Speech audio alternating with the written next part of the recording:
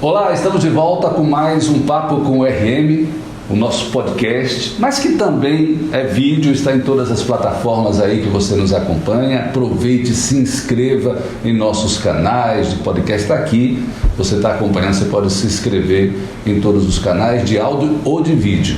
No YouTube, você já sabe, né? Ricardo Marques RM, seja muito bem-vindo. Toda semana a gente está aqui para esse bate-papo descontraído, mas com assuntos importantes e convidados importantes também. Olha, assim que você se inscrever, lembre de você ativar o sininho para que você receba os nossos conteúdos diariamente.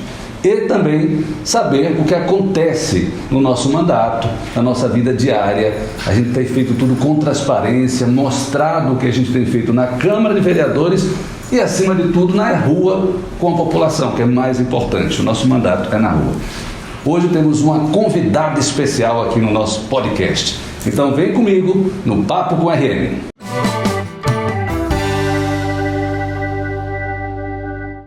Vou apresentar para você agora a nossa convidada de hoje aqui no Papo com RM. Estou aqui com a delegada Daniele Garcia. Olá. É delegada ou é minha amiga Daniele Garcia, candidata a prefeita de Aracaju no ano passado, 2020. E a gente vai falar muito sobre política, sobre eleição, sobre novas candidaturas. Obrigado por sua presença. Nada, um prazer, né? Mais do que delegada, candidata, eu sou sua amiga, você sabe disso, não é da agora. E eu me sinto muito feliz de estar aqui com vocês, né? Pra gente poder responder a tudo que vocês quiserem saber. Né? Já conversamos previamente, não há qualquer censura ou qualquer... tal pergunta não pode ser feita, estou aqui para responder absolutamente tudo. Muito bem. Além da delegada, está aqui comigo também o professor Leonardo Lisboa, que faz parte do nosso gabinete, vai participar do nosso podcast, do nosso encontro aqui, nosso vídeo aqui. Professor, seja muito bem-vindo. Nada, eu que agradeço mais uma vez e para mim é uma honra estar aqui participando desse momento certamente marcante para a política aracajuana, né? Esse espaço aqui de conversa franca e direta sobre o que acontece nos bastidores da política. A gente vai tirar a máscara agora para que a conversa seja mais tranquila. Eu lembro para vocês que nós temos álcool em gel, todo mundo colocou, mas vamos colocar de novo aqui, um pouquinho de álcool em gel. Todo mundo foi testado também, o delegado vai falar sobre isso daqui a pouquinho. Vamos tirar a máscara aqui só para melhorar o nosso áudio, tem toda a distância aqui protocolar para que a gente possa conversar e que esse áudio possa sair tranquilo e nossa saúde também possa estar tranquila. Doutora Daniele Garcia, que bom estar aqui com você, que bom participar. Olha, esse podcast, esse nosso encontro aqui é bem descontraído. Ótimo. Apesar de eu ser jornalista, de fazer muita entrevista com você, entrevistas sérias, mas hoje é diferente, tá certo? Ótimo. Seja bem-vinda, como eu já disse. Me fala aí, você se lembra das entrevistas que fizemos no passado? Você sabe que essa semana eu estava olhando no meu Instagram e veio à tona a última entrevista que eu dei a você no final do ano de 2019, antes de começar, né, o ano eleitoral. E era exatamente... Você estava em Brasília ainda, eu acho. Estava em Brasília, eu vim passar o Natal e era para falar exatamente sobre, né, as perspectivas do ano 2020. E uma foto super legal, você me entrevistando. Nossa, quantas entrevistas, né, a gente teve a oportunidade de fazer juntos. De vez em quando o Facebook e o Instagram, ele traz lembranças. Sim, é o chamado TBT, é o Throwback. Aí mostra olha a sua entrevistada, olha a lembrança e tal. Aí a gente tem fotos de, eu acho que 2012, 2014, 2016. Ou seja, não é de eleição de 2020 para cá, não, nem dessa época de política. Desde muito tempo antes, nem passava na nossa cabeça essa coisa de entrar na política, né? Sim, uma coisa interessante, Ricardo, que eu gosto de registrar é assim, você sempre foi um jornalista que nos inspirou muita confiança, né? E havia até uma certa ciumeira, né?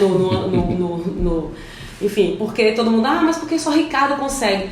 Então, assim, a gente acabou tendo uma amizade exatamente por conta da confiança. Nosso trabalho é extremamente sigiloso, né? A gente só passava aquilo que poderia passar, mas mesmo assim, dentro de todo o protocolo, e você sempre seguiu rigorosamente, e talvez por isso tenha nascido uma amizade tão verdadeira nesse momento. E não foi só com a senhora, não. A gente, grandes amigos delegados. Sim. É porque, assim, quem não conhece, não sabe, mas a senhora deu uma geração de delegados, né, que praticamente mudou, né, a cara da Secretaria de Segurança Pública de Sergipe. Foram delegados concursados que entraram com vontade de realmente trabalhar e foi um time grande. Hoje esse time está já praticamente perto de se aposentar, hein, delegada? Oh, calma. Não. Eu tô velha, meu Deus. Não, velha não. Experiente no trabalho, não falei de idade. Eu faço 20 anos de polícia, né, em novembro, imagina, o tempo voa, né? Pois é. É o tempo praticamente que eu do jornalismo. Exatamente. Então, assim, a gente realmente entrou com aquele gás, mas o que é legal é que a turma continua com o mesmo gás. Eu mesmo sinto, até hoje estou trabalhando no plantão, né? E pra mim, cada dia é uma alegria estar ali desenvolvendo o meu trabalho. Então, foi um grupo muito bom. Depois veio o grupo de 2006, né, que também já tem um certo ano de polícia. E agora entrou os novatos, né, que são meninos muito jovens, assim como nós entramos lá atrás, mas muito guerreiros, né. E eu fico feliz de ver que a nossa polícia realmente tomou outra cara, assim, outro rumo. Eu lembro, gente, na época, assim, eu lembro bem da delegada Daniela Garcia, não combatendo a corrupção, como depois ela veio ficar no imaginário da população sergipana e brasileira. Mas a senhora combatia roubo de carga, era traficantes, era do COP na época, né? Começou ali, quem era essa delegada Daniela Garcia? Eu não sei se você estava à frente do COP, eu acho que não, você fazia parte da equipe. Eu era uma das delegadas do COP, responsável primeiro por roubo de carga, então a gente teve vários roubos de carga infelizmente com morte de caminhoneiros, né, os latrocínios, a gente apurou essas quadrilhas interestaduais que atuavam em Sergipe Alagoas, Sergipe Bahia. Então eu acho que ali eu comecei a ficar, vamos dizer assim, um pouco mais conhecida, né? E fiz muito curso de operações especiais com o pessoal do COI, e isso era muito interessante, porque foram cursos assim, turmas de 40 homens e eu só de mulher, e treinando junto com eles, né? Depois veio a questão do combate à corrupção, que já foi um outro capítulo na minha vida.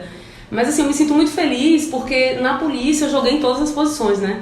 Se fosse um time de futebol, eu ataquei, eu defendi, eu fui juiz e fui goleiro também. E então sempre se destacou. Por isso que eu quero que seja um exemplo para os novos delegados, assim, porque não tem medo de colocar a cara. Porque a senhora, como mulher nova, recém-concursada, e botou a cara diante de traficantes, ladrões de banco, ladrões de carga, perigo para ela, para a família dela, mas ela enfrentou, escolheu ser delegada porque quis. Só um parênteses, eu tenho um recorte de jornal, eu estava grávida de 7 meses, né? Eu até perdi minha filha, esse bebê, mas eu estava grávida de 7 meses com barrigão e fui substituída a homicídios. E aí teve um homicídio na Terradura e o corpo teve sido jogado no lixão da Terradura, à época existe o lixão. E eu fui, né, com os policiais e isso chamou tanta atenção, porque eu pensei, mas como uma delegada grávida de 7 meses? Então eu conto isso porque assim, nada nunca foi capaz de impedir que eu realmente desenvolvesse o meu trabalho com tanto amor e com tanto afinco, né? E professor, teve uma reportagem do Sinforme, acho que ela lembra, assim, as delegatas.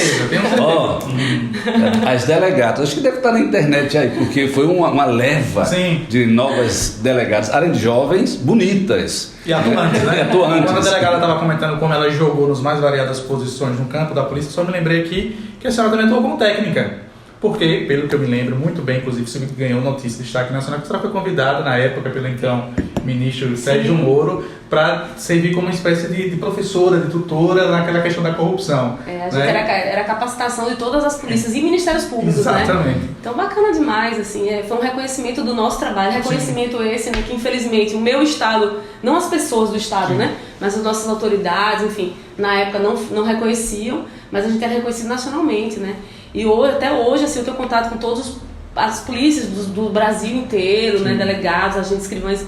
É muito bacana ter participado também como técnica, né, nessa parte de capacitação. E foi um reconhecimento, mas eu digo isso porque eu acompanhava bastante a delegada Daniela Garcia. Algumas fontes, eram alguns delegados específicos, que eu depois vou citar o nome desses delegados que estão atuando até hoje, inclusive o próprio secretário de Segurança Pública, João Eloy, era minha fonte também. Ele muito tempo passou no COP e eu ligava para ele para saber informações. Isso é natural de todo mundo que trabalha no jornalismo.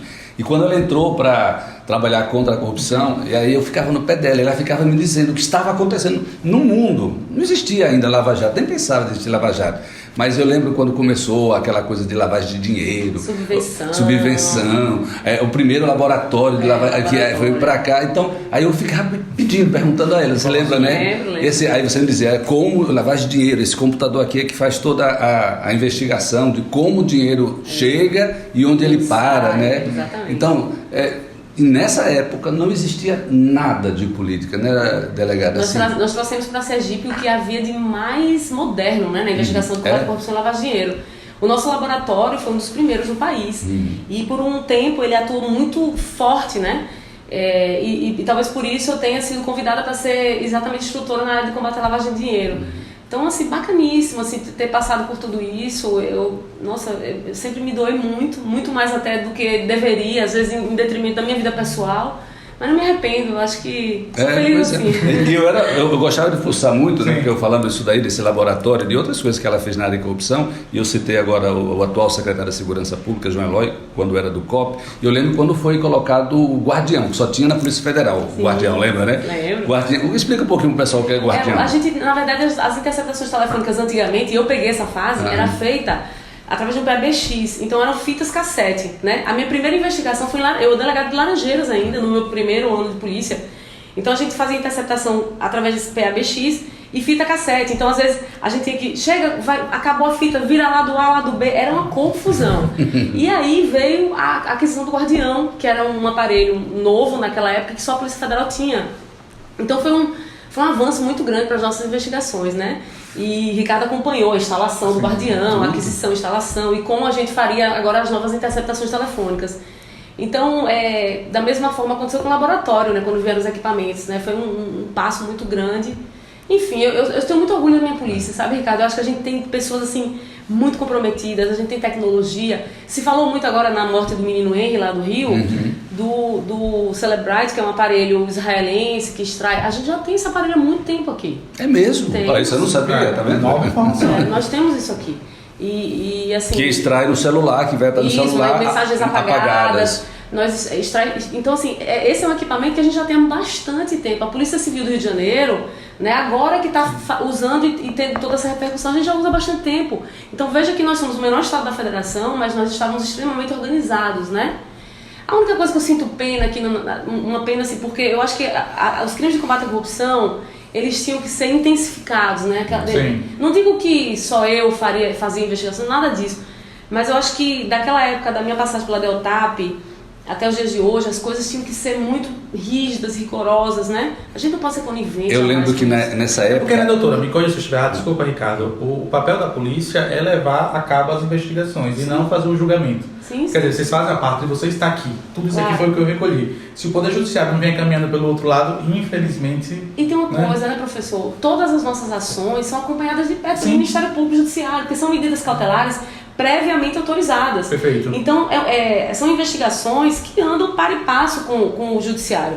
E quando a gente dá entrevistas para falar sobre as investigações, não é para autopromoção, né? É apenas, eu entendo que nós devemos sim satisfação à sociedade, é o dinheiro público que está sendo desviado. Com certeza. Você faz isso para ladrão, de rua, de celular, de Por que não galinha? fazer para os grandes ladrões que existem no nosso país, né? Que antigamente chamavam de colarinho branco, né? Depois virou uma chique. E esses ladrões, eles roubam o nosso futuro, Ricardo. É isso que me deixa mais triste, né? Porque quando você desvia dinheiro da saúde, especialmente, né?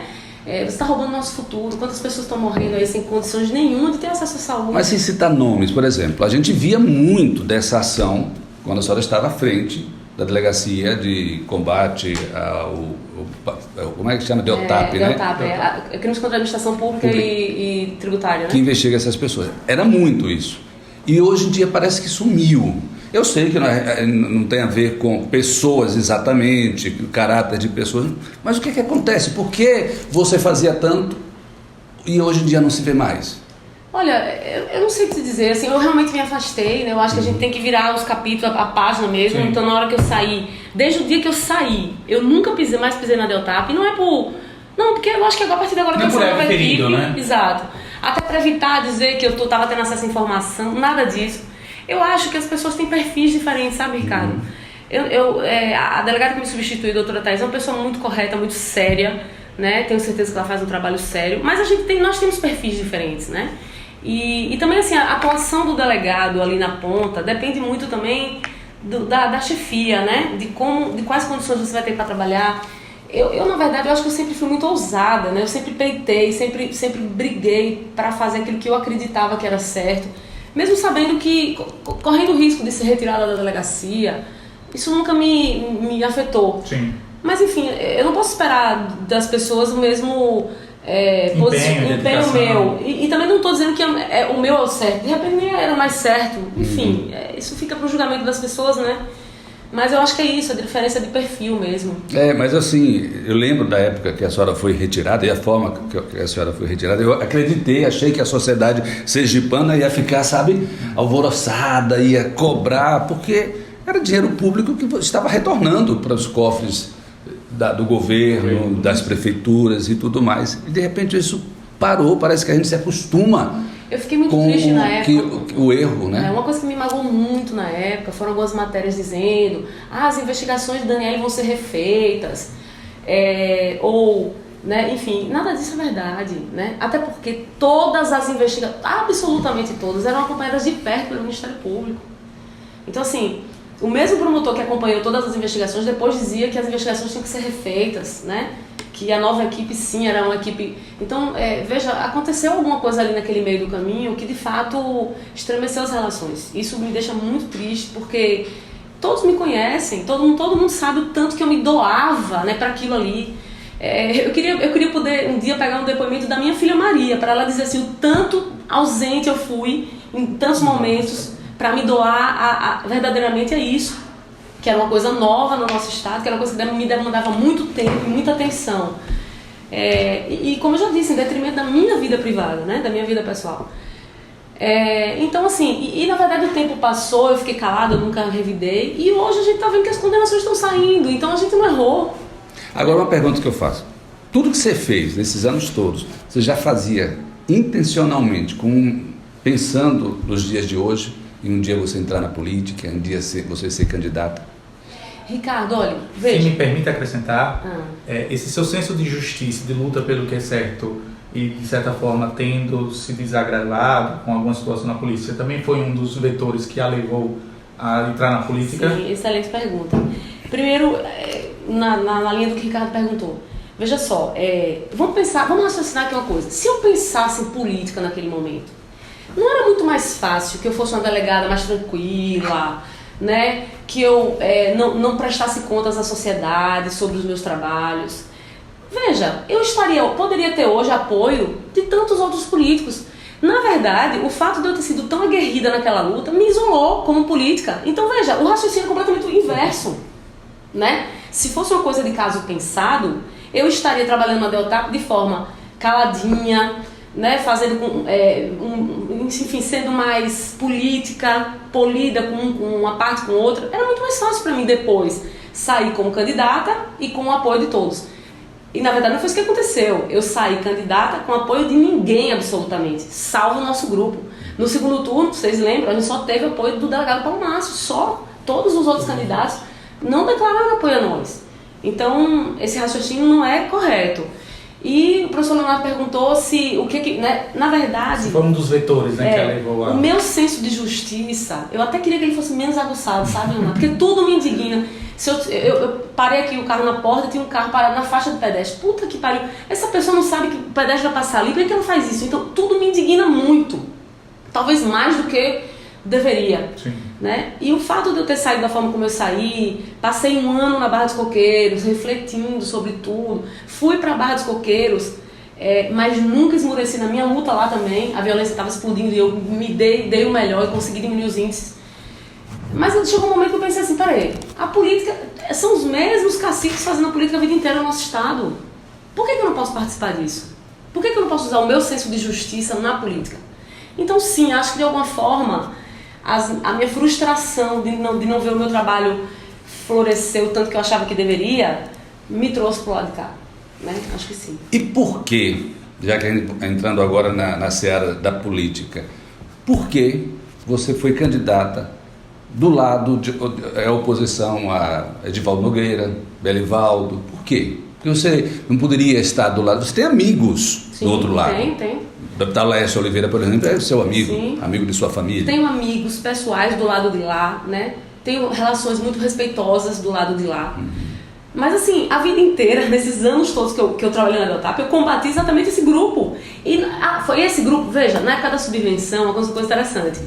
Nós investigamos deputados de lado A e lado B, ou situação e oposição. Sim.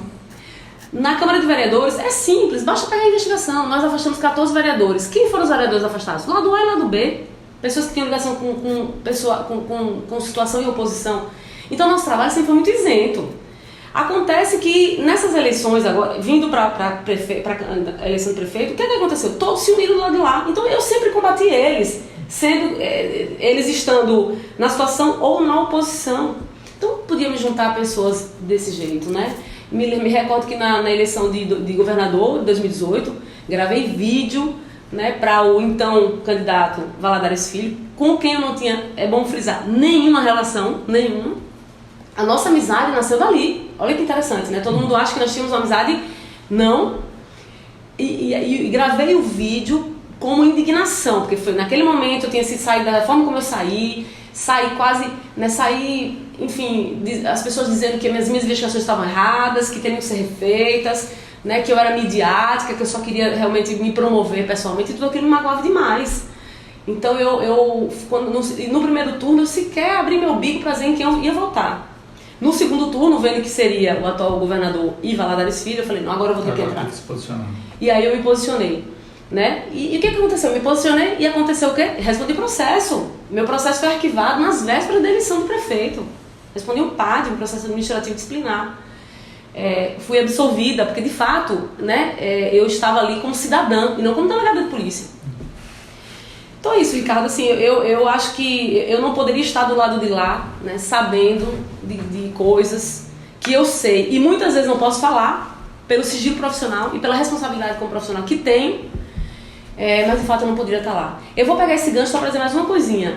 Eu estou sendo processada pela empresa Torre, né? Você fez investigação, né? Fizemos investigação do lixo. Né? Licitação do lixo. Aquela CPI que, para quem não lembra, não foi a lugar nenhum, né? Porque, não foi a lugar nenhum. Eu fui para a CPI estranho. disposta a falar de tudo que a CPI poderia me perguntar. Inclusive, poderia ter acesso às investigações de medidas cautelares, como interceptação telefônica.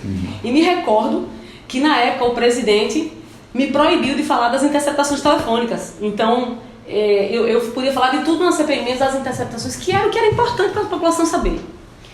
Porém, Ricardo, eu nunca, em momento nenhum, e desafio quem quer que seja, a procurar alguma investigação minha onde eu fale coisas que são sigilosas, que eu poderia ter falado ali, no âmbito da CPI, mas não poderia ter falado em lugar nenhum mais, como não falei.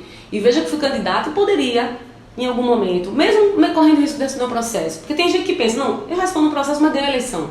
Não era isso que eu queria. Eu jamais ia arriscar a minha responsabilidade com a minha profissão. Então jamais falei qualquer coisa da investigação da empresa Torre que comprometesse A ou B por responsabilidade profissional.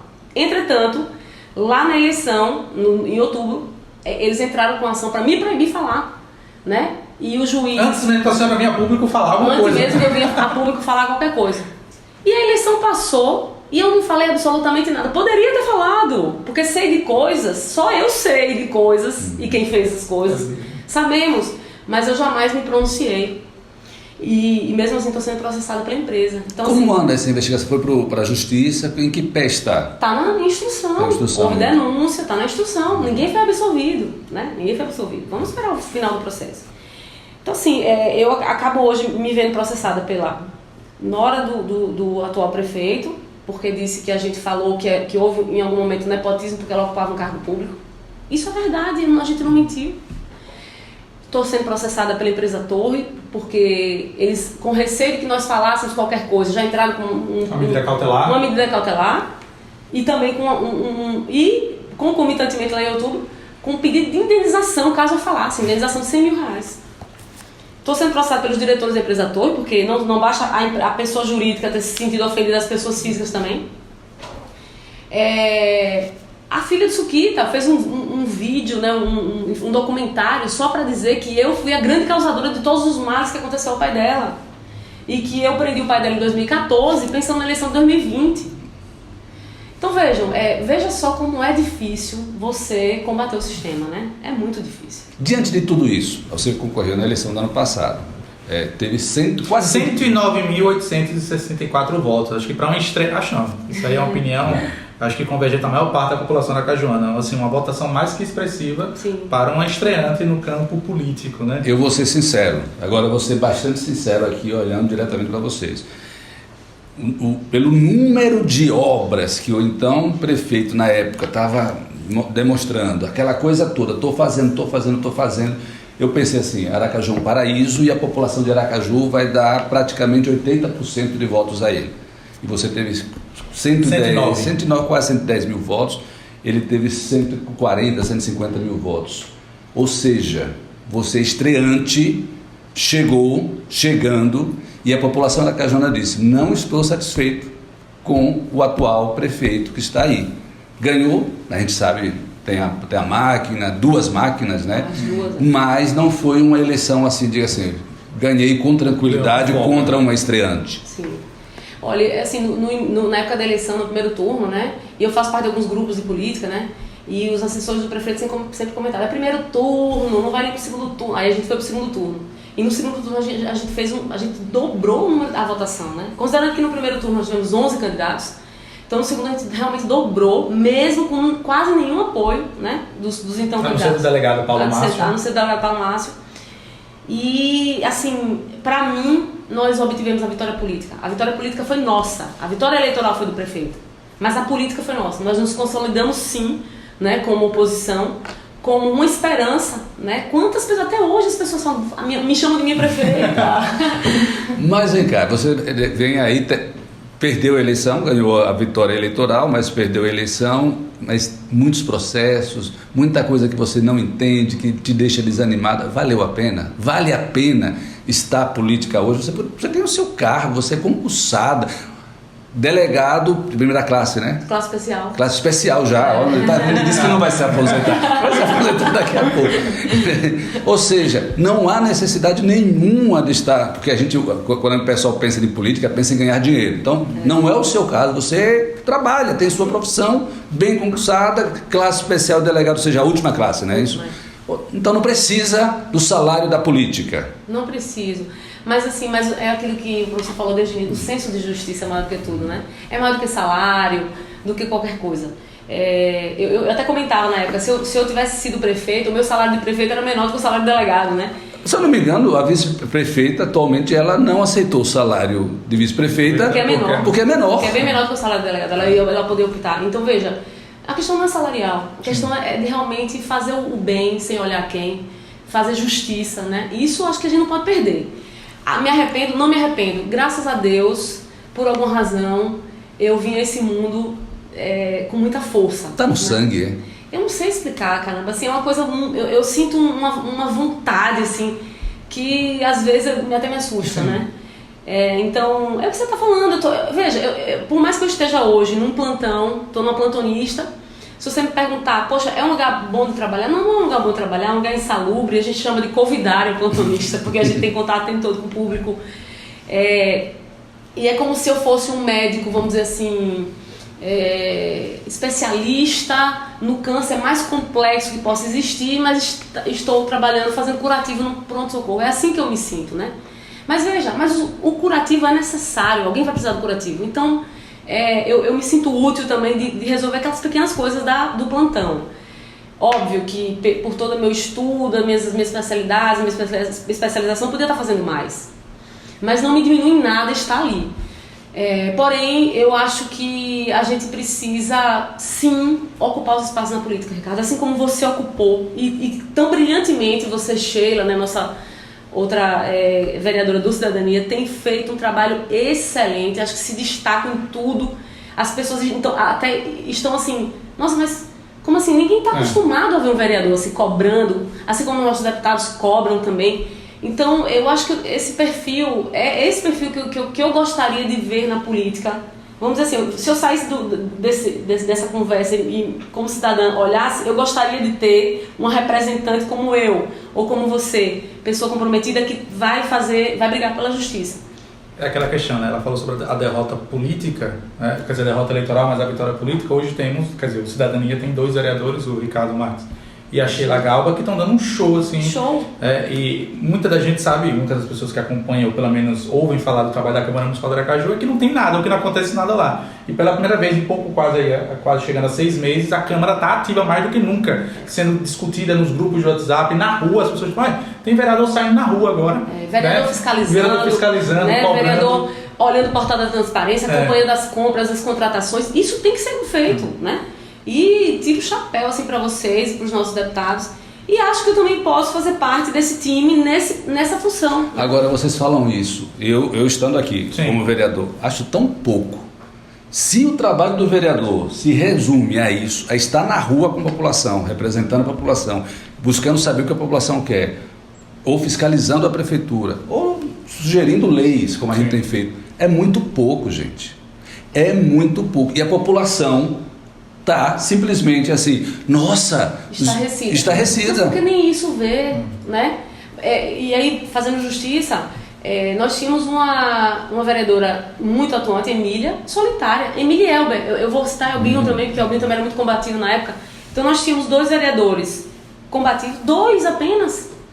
Então esse número está crescendo, né? Hoje já são 5, 6. Na oposição veio você, veio Sheila, Linda Brasil, professora Angela Mello.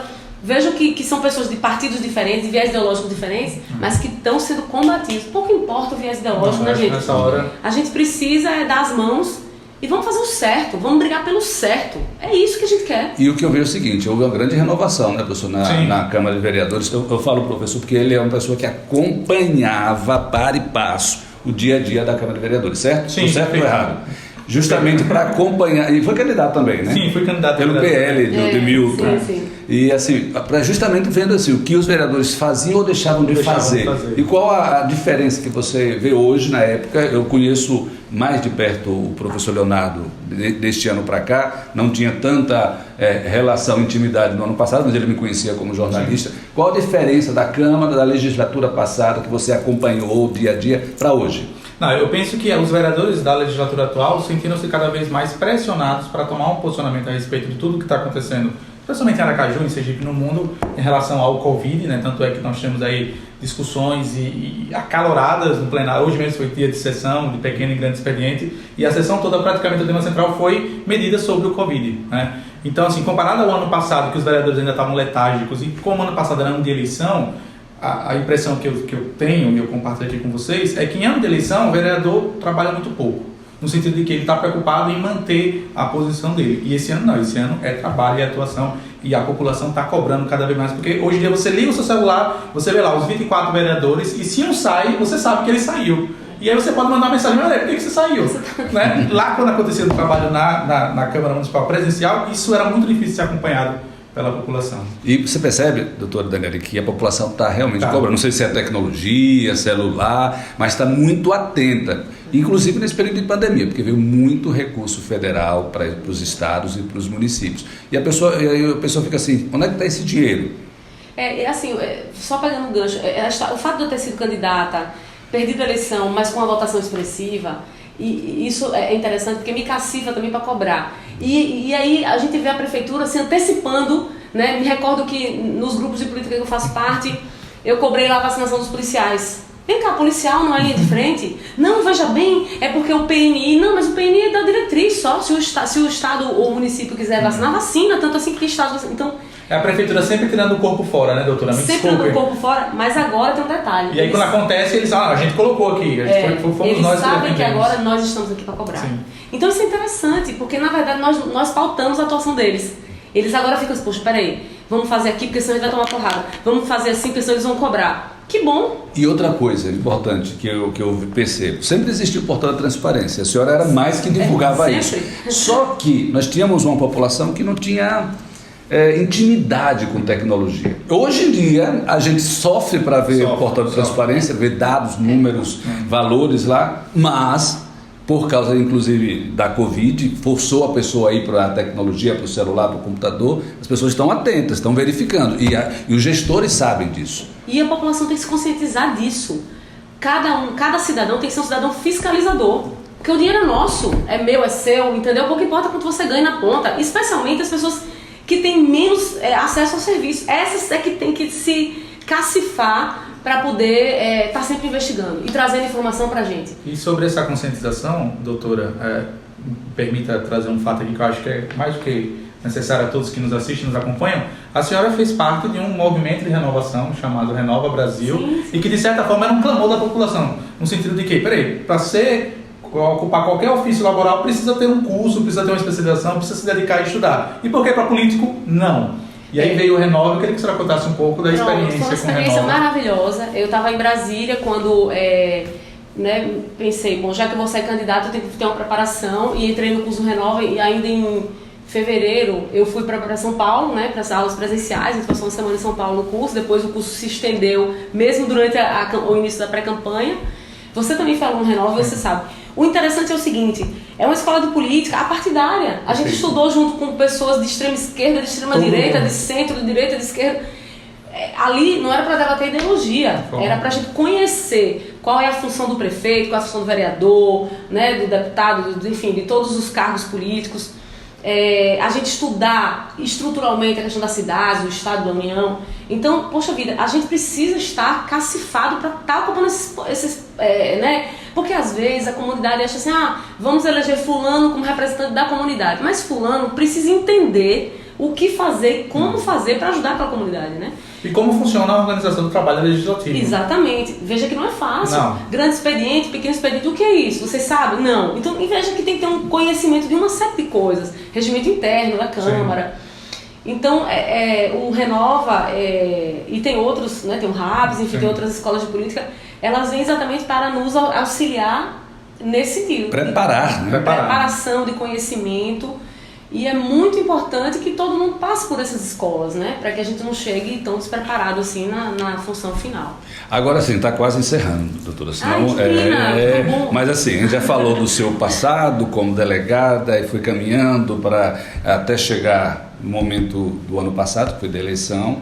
Você venceu a eleição politicamente, mas não ganhou o cargo de prefeito ou de prefeita.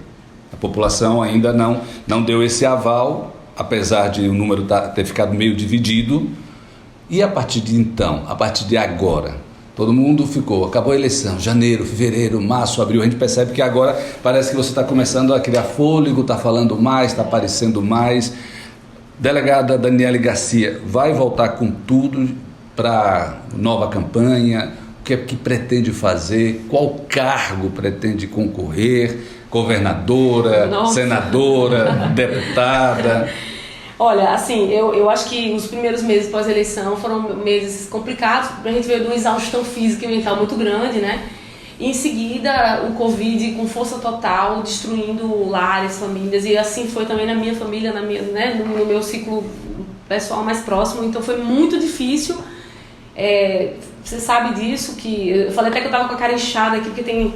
Nossa, essa semana eu participei de 2 enterros, né, em diferença de 3 dias, né, e era marido e mulher, então uma família destroçada, 3 filhos extremamente angustiados.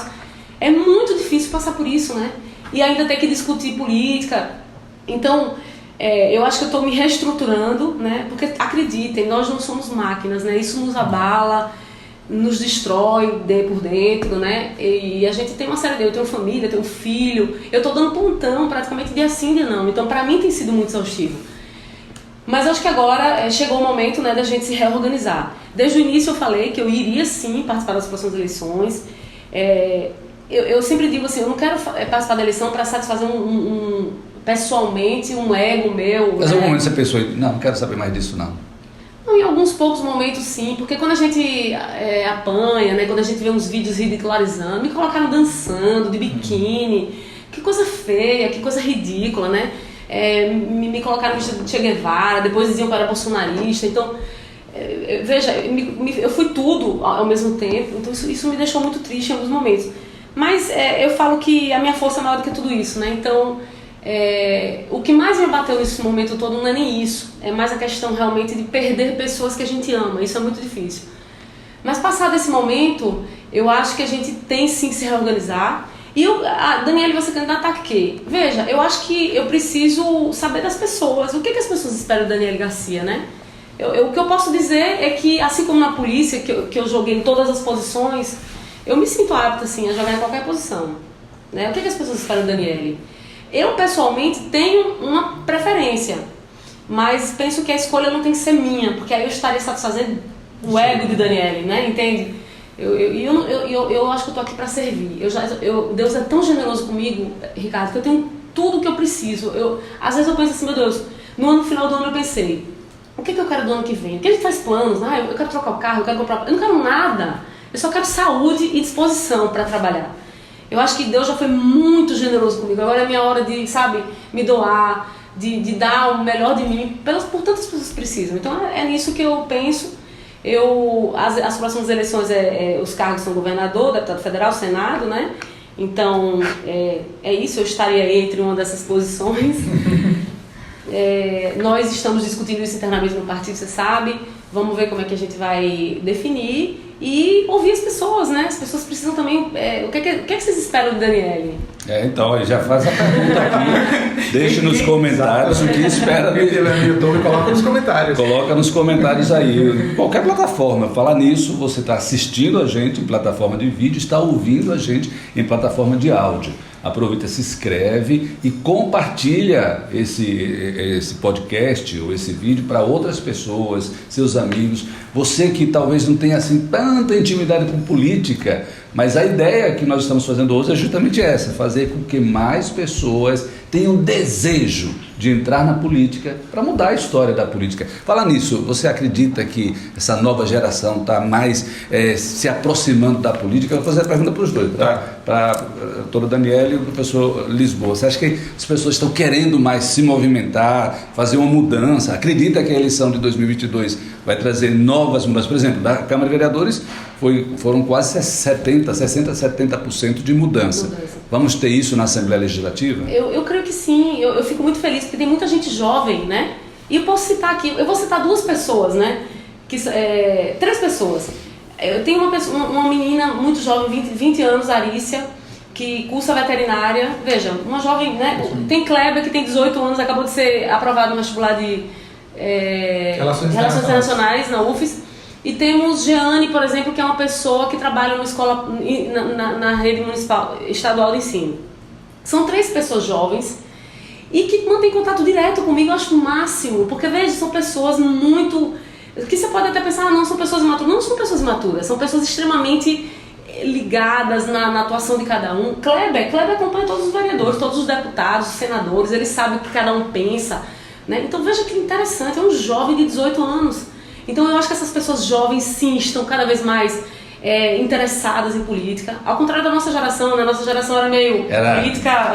Queria distância. Não se discute política, religião e futebol. Isso, então que bom que essas pessoas estão vindo, estão participando, eu tenho contato direto com essas pessoas mais jovens. Eu fico muito feliz, né? Porque elas precisam sim participar. Eu fico triste por mim e por minha geração, porque muito tempo o pessoal me questionava, entra na política, Ricardo, eu não quero me envolver com sujeira. Era isso que eu pensei. Minha geração passou a vida inteira pensando isso. Professor? Não, eu tendo a concordar integralmente, essencialmente com a doutora, e ainda acrescento que cada vez, eu acho que é disso para melhor, no sentido de que cada vez mais os jovens vão participar, até porque, como a gente conversou alguns minutos atrás, a política não só está no dia a dia, como hoje está na palma da mão. Sim. Então as pessoas sentem-se não apenas, digamos assim, representadas pelos políticos, quando ela entende que ela mesma pode fazer o papel do político. Ela pode fiscalizar, ela pode, não no sentido de legislar, mas pode sugerir leis, sim, né, sim. E até mesmo representar a sua rua, o seu bairro, a sua comunidade, levar adiante as demandas, né?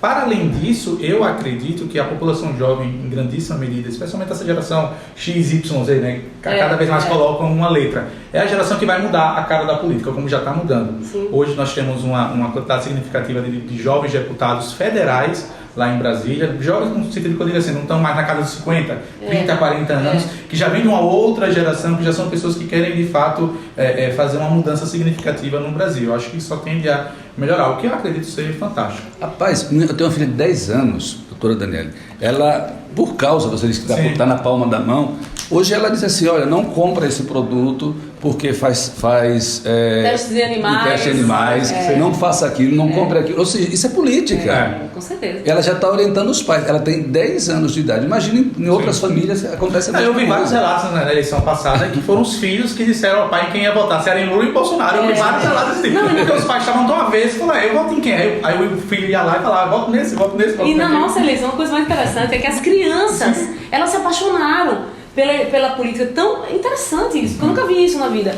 Então muitas mães, olha Daniele, minha filha louca por você. Ontem eu estive num lugar, né, e uma criancinha assim, ela olha com o olhinho cheio de lágrimas assim. Então que bom que a gente encanta, a gente tem que encantar pro bem, né? Exatamente. E de repente até fazer essas crianças já crescerem pensando que elas têm que participar da política mesmo, Sim. que elas têm que se envolver, que elas têm que entender. E aí a gente vai criar uma nova geração, né? Sem dúvida. Temos que ser inspiração. Não, né? com certeza. Inclusive, pegando o gancho do trabalho do vereador aqui, do mandato do vereador Ricardo, aquela proposta de lei que a gente vai levar adiante para abrir um dia da escola no parlamento, né? Porque hoje em dia tem a nível federal Sim. e tem a nível estadual, mas não tem no nível municipal. Então a gente quer levar as crianças e os jovens, os pré-adolescentes, para saber como é o dia a dia da Câmara Municipal. Como que como faz, funciona, como o que funciona. fazem. E eu quero fazer um registro aqui, que eu estou muito feliz de ver uma equipe, viu, Ricardo? Veja, qual é a tônica dos mandatos, a rigor? É o vereador trazer para o mandato pessoas ligadas a você, enfim, já tenho ligação. Veja que aqui, você acabou de falar, você conheceu o professor, porque o professor era uma pessoa que estava muito atuante e cobrando. A gente está vendo aqui atrás das câmaras jovens, né, e pessoas que não têm nenhuma relação com você. Então, poxa, a gente tem que dar valor exatamente a isso. Vamos trazer pessoas técnicas para trabalhar com a gente, não aquele cabide de emprego, não tem que pregar fulano, que fulano, eu devo fulano. Nada, a gente não deve nada a ninguém, a nossa campanha é limpa, a nossa política é limpa. A gente vai trazer para a nossa equipe pessoas preparadas, verdadeiramente preparadas, que possam acrescentar algo importante para o mandato. Sem dúvida. Olha, eu fiz uma postagem essa semana sobre o meu bairro, 18 Forte. Todo mundo sabe que eu nasci lá, fui criado ali na região da Baixa da Cachorrinha. E as pessoas se emocionaram, tal, mas teve uma pessoa que disse assim, mas o que é que você está fazendo pelo seu bairro? Eu não sou vereador do meu bairro, eu sou vereador de Aracaju. Sim. Se eu conseguir fazer alguma coisa por Aracaju, por minha cidade, pela capital, sem dúvida, o meu bairro vai também ser agraciado, e não só o meu bairro, todos os bairros de Aracaju. E é isso que a gente tem que pensar. Claro que eu vou lutar pelo meu bairro, é fato, para que a prefeitura faça melhorias no meu bairro.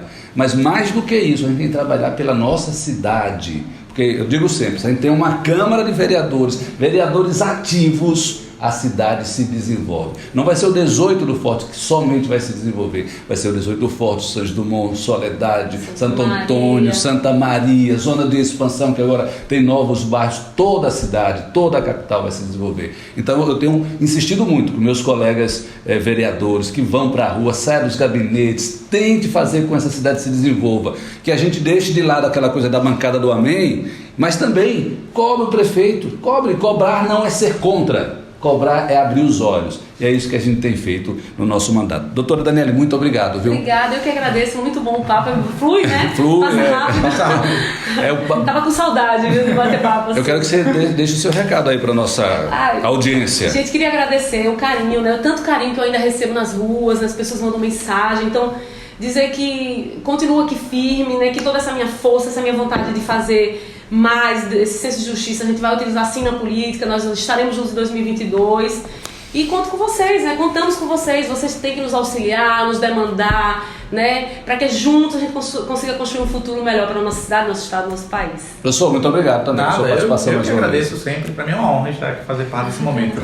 Obrigada, gente. E você é convidado para o nosso próximo encontro, viu? Na próxima semana teremos mais convidados aqui. Eu peço que você, por favor, compartilhe, se inscreva em nossos canais, mande sugestões, opine, deixa aí a resposta da delegada Daniele Garcia, qual a sugestão que você dá para ela, se governadora, se senadora, deputada federal. Vamos ver. Só sei que é o seguinte, é hora de mudarmos a história da política em Aracaju e em Sergipe. Temos muitos aí que estão há 30 anos.